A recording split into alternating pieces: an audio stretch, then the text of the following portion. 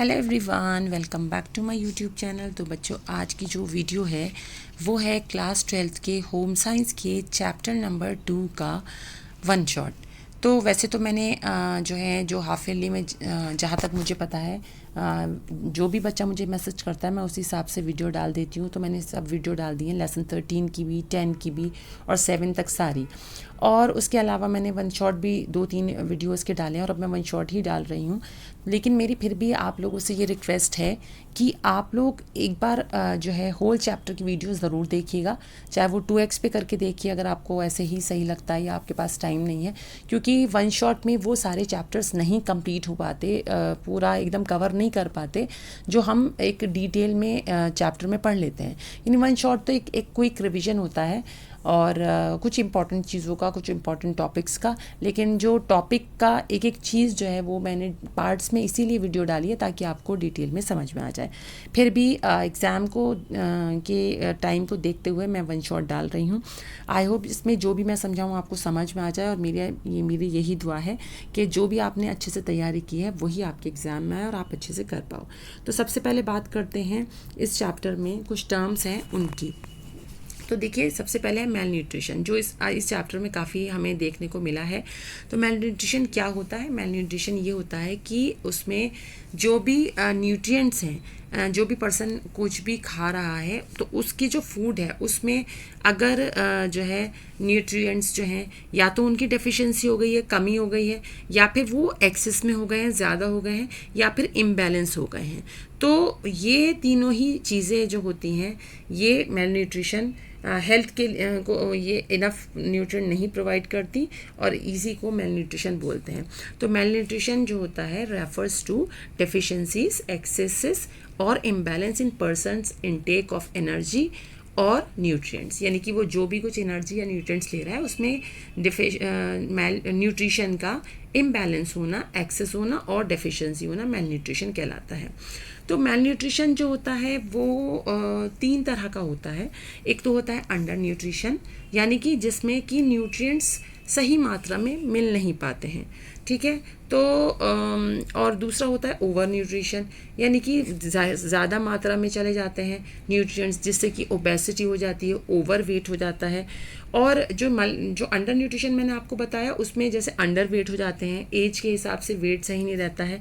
और इम्बैलेंस जो न्यूट्रिशन होता है वो ऐसा न्यूट्रिशन होता है जिसमें कि कोई सही मात्रा में जो है वो खाना, अगर उसने मतलब पर्सन जो है वो एक थोड़ा खाना खाया, लिमिटेड उसकी डाइट है, तो वो उसकी बॉडी में सही मात्रा में न्यूट्रिएंट्स नहीं जाता है और उसकी हेल्थ पे इससे प्रभाव पड़ता है। और एक होता है micro nutrients related malnutrition. तो micro nutrients related malnutrition जो होता है उसके अंतर्गत आता है ऐसी डेफिशिएंसीज आती हैं जैसे कि विटामिन की और मिनरल्स की कमी से होने वाली जो न्यूट्रिशन में कमियां होती हैं उसको micro nutrient related mail nutrition बोलते हैं। तो इस तरीके से मैंने आपको मेल न्यूट्रिशन का एक छोटा सा आपको एक बता दिया है कि क्या होता है और कितने तरह के होते हैं। अब दूसरा आता है पब्लिक हेल्थ न्यूट्रिशन। देखिए, पब्लिक हेल्थ न्यूट्रिशन जो है वो क्या है? Is the science and art of preventing disease, prolonging life and promoting health through the medium of nutrition. यानी कि न्यूट्रिशन के माध्यम से कोई भी डिजीज़ है उससे बचाना, या फिर एक अच्छी लाइफ, लॉन्ग लाइफ की ऐसी चीज़ देना जिससे कि लॉन्ग लाइफ हो सके, और हेल्थ को प्रमोट करना। ये सब जो भी मीडियम उसके लिए चुनते हैं न्यूट्रिशन, तो इसको बोलते हैं पब्लिक हेल्थ न्यूट्रिशन। तो जो पब्लिक हेल्थ न्यूट्रिशन जो है उसके बारे में हम आगे और भी पढ़ेंगे, इसके सिग्निफिकेंसेस भी पढ़ेंगे। तो अभी इस टर्म के बारे में बताया है। फिर है मरास्मस। देखिए, मरास्मस क्या है? तो मरास्मस जो है एक टाइप ऑफ जो पैम है, यानी कि पैम यानी कि प्रोटीन एनर्जी मेल न्यूट्रिशन, ठीक है, PEM, protein energy mail nutrition. तो इस प्रोटीन एनर्जी मेल न्यूट्रिशन की वजह से जो बीमारियां होती हैं उसमें जो है एक मैरस्मस भी आती है। तो मैरस्मस में क्या होता है? सीवियर अंडर न्यूट्रिशन होता है due to deficiency of food and energy intake including deficiency of nutrients such as protein, carbohydrates and fats. यानी कि एक तो न्यूट्रिशन का बहुत ही ज़्यादा खाने में कम होना, और एनर्जी भी सही से नहीं होना, यानी कि न्यूट्रिएंट्स प्रोटीन है, कार्बोहाइड्रेट है, फैट्स का बिल्कुल कमी होने की वजह से जो ये बीमारी होती है मैरिस्मस होती है। और इन सिंपल वर्ड्स के जो भी ऑल जितने भी मैक्रो न्यूट्रिएंट्स हैं, यानी प्रोटीन, कार्बोहाइड्रेट्स और फैट्स, याद रखिएगा प्रोटीन, कार्बोहाइड्रेट्स और फैट्स जो होते हैं मैक्रो न्यूट्रिएंट्स होते हैं, उनकी कमी से जो ये होता है मैरिस्मस। तो ये ज़्यादातर जो है ये बच्चों में होता है, और उन बच्चों में सही मात्रा में कैलोरी ना मिलने के कारण होता है। और सही मात्रा में कैलोरी जब नहीं मिलेगी, जब पावर्टी होगी, पुअर कंडीशन होगी, जिन लोगों को सही से खाने को नहीं मिल पाता है वो न्यूट्रिशन का क्या ख्याल रखेंगे। उनकी 2 वक्त की रोटी अगर उन्हें सही से मिल जाती है तो वही उनके लिए काफ़ी होती है, तो ऐसे में वो न्यूट्रिशन का कहाँ ख्याल रख सकते हैं। तो इस तरह से उन बच्चों में ये पावर्टी की वजह से या उनको सही नहीं मिलने की वजह से हो जाता है। सिम्टम्स इसके ये होते हैं कि एक तो बहुत ही ज़्यादा वेट लॉस हो जाता है, और मसल्स जो हैं वो भी वेस्ट होने लगती हैं, डिहाइड्रेशन हो जाता है, स्किन रिंकल्ड हो जाती है, और जो रिब्स और बोन्स होती हैं वो प्रोमिनेंट हो जाती हैं, और जो स्टमक है वो श्रिंकेज हो जाता है, और फेस जो है वो मंकी लाइक अपीयरेंस होने लगती है, डायरिया भी हो जाता है। और इस तरह से जो बच्चा है वो हमेशा चिड़चिड़ा सा रहने लगता है। तो ये मैरिस्मस में होता है। अब दूसरा है क्वाशियोरकर। तो ये भी एक प्रोटीन डिफिशिएंसी बीमारी है, यानी types of PEM, protein energy malnutrition की एक बीमारी है। और ये जो है प्रोटीन डिफिशिएंसी डिसऑर्डर होता है विद एडुकेट एनर्जी इनटेक, यानी कि ज़्यादा जो जिसमें एनर्जी की इनटेक की वजह से होता है, तो डिसऑर्डर हो जाता है इस तरीके का प्रोटीन डिफिशिएंसी डिसऑर्डर। तो ये एक ऐसा टाइप ऑफ न्यूट्रिशन डेफिशिएंसी, ये डेफिशिएंसी ही है प्रोटीन की, तो डिसऑर्डर है कि जिसका रिजल्ट ये होता है कि जो बहुत ज़्यादा प्रोटीन की डेफिशिएंसी हो जाती है।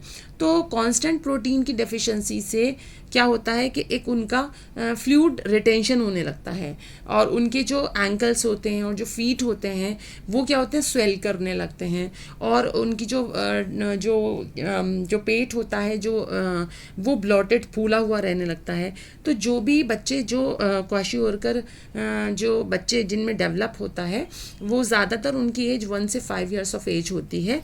और इसके सिम्टम्स ये होते हैं कि एक तो जो है पफ़ी और स्वैलन अपीयरेंस हो जाता है उनके मतलब थोड़ा पफ़ी सा, और उनका जो फेस होता है एकदम बिल्कुल मून फेस अपीयरेंस हो जाता है। देखिए वहाँ पे मंकी लाइक था मैरिस्मस में, यहाँ मून फेस अपीयरेंस हो जाता है, और एब्डोमेन जो है वो बल्जिंग हो जाता है, स्वेल मतलब फूला हुआ सा, और वेट का एपेटाइट जो है वो कम हो जाती है, लॉस ऑफ एपेटाइट होती है, और हेयर का कलर है और जो है वो चेंज हो जाता है, या येलो या ऑरेंज सा, डिहाइड्रेशन ये भी होता है।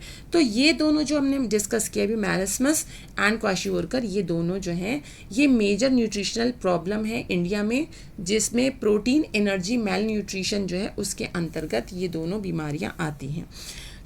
चलिए अब बात करते हैं significance of public nutrition and health.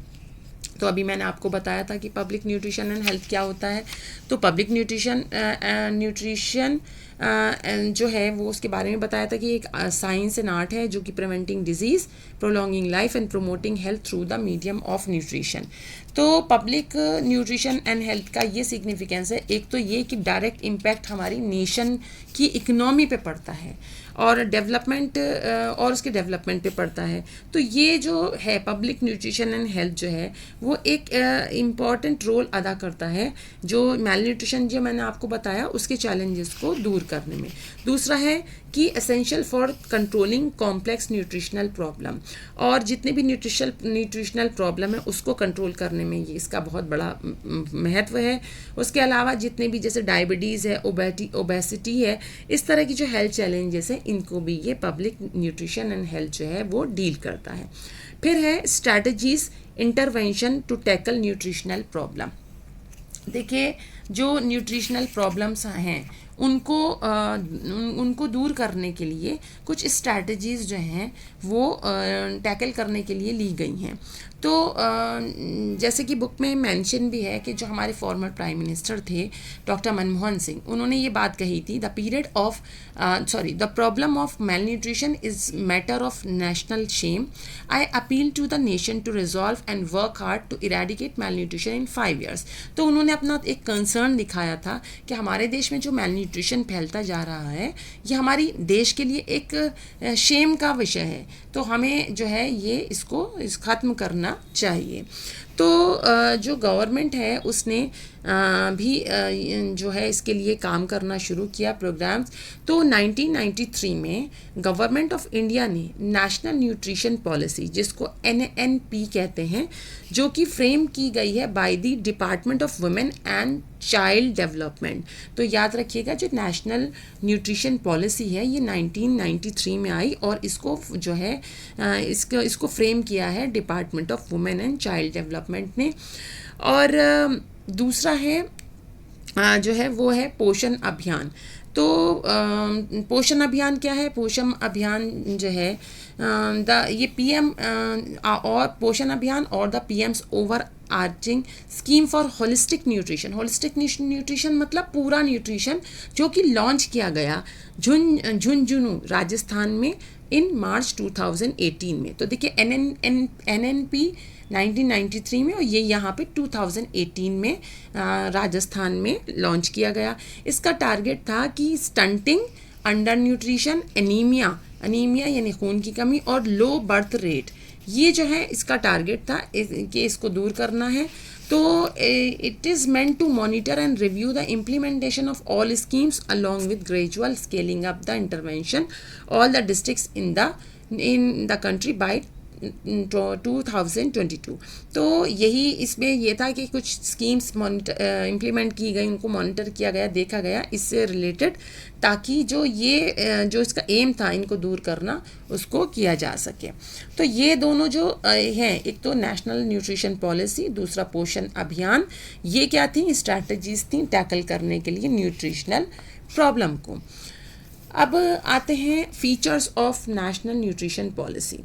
देखिए जो नेशनल न्यूट्रिशन पॉलिसी है उसके जो फीचर्स थे, तो उसमें जो है इन्वॉल्व करते हैं डायरेक्ट शॉर्ट टर्म इंटरवेंशन, जिसके अंतर्गत आता है इंटीग्रेटेड चाइल्ड डेवलपमेंट सर्विस। तो अब इंटीग्रेटेड चाइल्ड डेवलपमेंट सर्विस जो थी वो क्या होती है? जो आज आपने नाम सुना होगा इस स्कीम का, आंगनवाड़ी सर्विसेज। आंगनवाड़ी का नाम सुना है ना, यही वो थी जिसका नाम पहले इंटीग्रेटेड चाइल्ड डेवलपमेंट सर्विस था। तो ये एक ऐसा प्रोग्राम था जो अर्ली चाइल्डहुड केयर और डेवलपमेंट के लिए जो है लॉन्च किया गया गवर्नमेंट ऑफ इंडिया के द्वारा 1975 में, और ये बाद में इसका नाम जो है वो चेंज होकर आंगनवाड़ी सर्विस रखा गया। एम इसका ये है कि न्यूट्रिशनल सपोर्ट प्रोवाइड करना और हेल्थ केयर और प्री स्कूल एजुकेशन प्रोवाइड करना जो 6 साल के अंदर तक के बच्चे हैं उनको, और जो प्रेग्नेंट लेडीज़ हैं या फिर जो लैक्टेटिंग मदर्स हैं, दूध पिलाने वाली जो माएँ हैं, उनको जो है एक बचाना है मेल न्यूट्रिशन से, इस तरह की चीज़ों से। तो ये जो सर्विसेज हैं इसमें जो प्रोवाइड की जाती हैं, supplementary nutrition and health education, health checkups, preschool non formal education, immunisation and referral services. तो ये है इंटीग्रेटेड चाइल्ड डेवलपमेंट सर्विसेज, जिसको आंगनवाड़ी स्कीम के नाम से भी जाना जाता है। फिर है फूड फोर्टिफिकेशन। देखिए फूड फोर्टिफिकेशन क्या होता है, यानी कि फूड के अंदर कुछ ऐसा होता है कि जो कुछ न्यूट्रिएंट्स ऐसे होते हैं जिनकी कमी होती है, तो उसमें वो ऐड करना, जैसे मिनरल्स है, विटामिन्स है, उनको ऐड करना, वो होता है फूड फोर्टिफिकेशन होता है। तो जो फूड फोर्टिफिकेशन है वो क्या होता है कि एक तो हाईली कॉस्ट इफ़ेक्टिव होता है और वाइड कवरेज होती है उसकी, और सस्टेनेबल होता है। तो उसके बाद आता है production and popularisation of low cost nutrition food. तो यहाँ पे शॉर्ट टर्म में जो है ये भी किया कि लो कॉस्ट न्यूट्रिशन फूड जो है उसको प्रोड्यूस भी किया गया और पॉपुलराइज भी किया गया। फिर है control of micro nutrients deficiencies among vulnerable groups, और जिन लोगों में जो ऐसा ग्रुप है जो पूरी तरीके से प्रभावित है माइक्रो न्यूट्रिएंट डेफिशिएंसीज से, उनकी बीमारी को कंट्रोल करना। तो ये जो थे ये शॉर्ट टर्म इंटरवेंशंस, ये कोशिशें थी short term national nutrition policy की तरफ से। और इनडायरेक्ट पॉलिसीज़ और लॉन्ग टर्म स्ट्रेटजीज जिसके अंतर्गत आता है इंश्योरिंग फूड सिक्योरिटी और और उसके अलावा है इम्प्रूवमेंट इन डाइटरी पैटर्न्स, और तीसरा है पावर्टी एलिवेशन। तो फूड सिक्योरिटी में क्या आता है? फूड सिक्योरिटी में जैसे कि है पब्लिक डिस्ट्रीब्यूशन सिस्टम है, वो होता है ना राशनिंग, जो राशन मिलता है वो, और अंत्योदया अन्ना योजना और अन्नपूर्णा स्कीम है, national food for work programme है, ये सब चीज़ें इसके अंतर्गत आती हैं। और इम्प्रूवमेंट इन डाइटरी पैटर्न्स है, डाइटरी पैटर्न्स में इम्प्रूवमेंट करना, ठीक है। तो और पावर्टी एलिवेशन यानी पावर्टी को दूर करने के लिए जो कोशिशें की गई हैं। फिर आता है 3 levels of health care in India. तो देखिए हेल्थ जो होती है वो एक फंडामेंटल ह्यूमन राइट है किसी का भी इंसान का, उसको पूरा अधिकार है अपनी हेल्थ को अच्छे से मेंटेन करने का। तो जो हमारा इंडिया है उसमें 3 तरह के लेवल्स हैं हेल्थ के। पहला है primary health care. Primary health care जो है वो पहला level of contact of individual है, यानी कि जब भी कुछ थोड़ा बहुत अगर कुछ होता है तो प्राइमरी हेल्थ सेंटर में चले जाते हैं, जहाँ पे कि बेसिक और माइनर हेल्थ प्रॉब्लम्स की देखभाल हो जाती है। दूसरा है secondary health care. Secondary health care क्या होता है? वो मोर कॉम्प्लेक्स हेल्थ प्रॉब्लम्स के लिए होता है, और जैसे कि डिस्ट्रिक्ट हॉस्पिटल्स आ गए हैं, कम्युनिटी हेल्थ सेंटर्स आ गए हैं। और तीसरा है टर्शरी या फिर स्पेशलाइज्ड हेल्थ केयर। तो ये एक थर्ड और specialised level of health care होता है जो कि डील करता है हेल्थ प्रॉब्लम्स को, जो कि पहली दो जो प्राइमरी और सेकेंडरी हेल्थ केयर हैं वो नहीं डील कर पाई होती हैं, तो यहाँ पे वो डील करती हैं। तो यहाँ पे जो है इसके अंतर्गत जो है जैसे मेडिकल कॉलेज हॉस्पिटल्स हैं और रीजनल हॉस्पिटल्स हैं, स्पेशलाइज्ड हॉस्पिटल्स हैं, all India institute of medical science, ये जो एम्स है दिल्ली में, तो ये सब जो हैं इस तरह के जो हैं वो specialised level of health care में आते हैं। फिर है career avenue and employment opportunities. तो देखिए अगर इस फील्ड में करियर चुनना है तो कम्युनिटी न्यूट्रिशनिस्ट बन सकते हैं, और रिसर्चर्स बन सकते हैं, न्यूट्रिशन प्रोग्राम को भी ऑपरेट कर सकते हैं और ऑर्गेनाइज कर सकते हैं, कंसल्टेंट बन सकते हैं, टीचिंग एंड एकेडमिक्स को भी ज्वाइन कर सकते हैं। फिर आते हैं यहाँ पे जैसे है some major nutritional problem in India, जो मैं आपसे एक साथ डिस्कस भी कर चुकी हूँ। तो जैसे मैंने बताया था पैम, प्रोटीन एनर्जी मेल न्यूट्रिशन, जिसमें कि क्या होता है कि जो लैक ऑफ एनर्जी होती है फूड के अंतर्गत न्यूट्रिशन की, उसकी वजह से हो जाता है। तो इसको बोलते हैं पैम यानी प्रोटीन एनर्जी मेल न्यूट्रिशन, जिसके अंतर्गत मैंने आपको 2 बीमारियां शुरू में बताया था, मैरस्मस एंड क्वाशियोरकर, काफ़ी डिटेल में बता दिया था, वही यहाँ पे भी आएगा। माइक्रो न्यूट्रिएंट डेफिशिएंसी और हिडन हंगर, ये क्या होता है? एक फॉर्म ऑफ अंडर न्यूट्रिशन होता है जो कि होता है इनटेक और absorption of vitamin and minerals low मात्रा में अगर है तो ये होता है। जैसे कि अगर आयरन की डेफिशिएंसी हो रही है तो अनीमिया हो जाता है, तो हीमोग्लोबिन जो है ब्लड में कम हो जाता है।